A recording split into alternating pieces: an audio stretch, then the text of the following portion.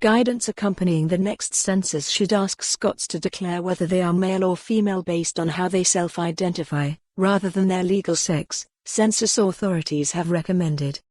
National Records of Scotland, NRS, outlined the proposal despite 80 academics and statisticians raising concerns that this will conflate sex and gender, and impact on the accuracy of the data.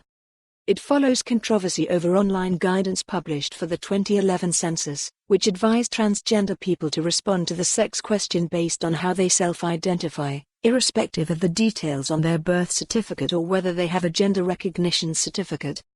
Authorities also considered introducing a third option to the sex question in 2021, allowing individuals to define themselves as other than male or female, but this was scrapped. Dr. Kath Murray, a criminologist and member of the Murray-Blackburn-Mackenzie Policy Analysis Collective, said officials had ignored the advice of 80 senior academics. She said, "The proposed question and guidance carries risks in terms of data reliability and consistency over time, as well as equalities monitoring. It is particularly concerning that officials have ignored the advice of 80 of the UK's most eminent academics, working in relevant disciplines, who have called on the census authorities to retain the integrity of the category of sex, and not to conflate this with gender identity." Alice Sullivan, professor of sociology at University College London, also expressed concern on social media.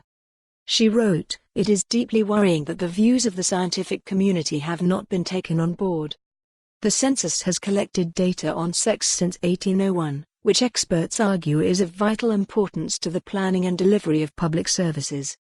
The letter from 80 academics, which was sent to the directors of the 3 UK census authorities, as well as Boris Johnson and Nicola Sturgeon, said the online guidance issued on the sex question in 2011 should not be seen as a precedent.